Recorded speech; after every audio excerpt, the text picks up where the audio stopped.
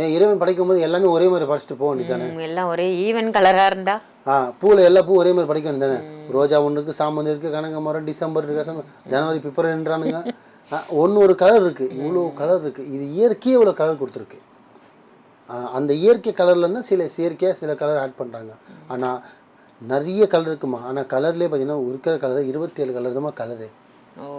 இதான் உண்மை. Colour 27 colour தான் இருக்குது. அந்த 27 கலர் வச்சு லட்சம் கலர் எடுக்கிறாங்க.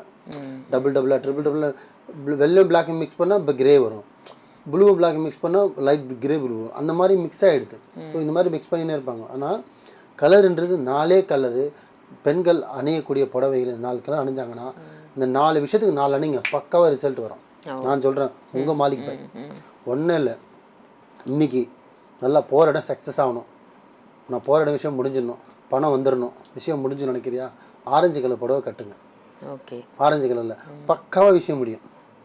பேச வர ஆப்போசிட் பார்ட்டி கூட ஆஃப் ஆகி கப் சுப்புன்னு போயிட்டே இருப்பான், சக்ஸஸ் ஆகிடும்.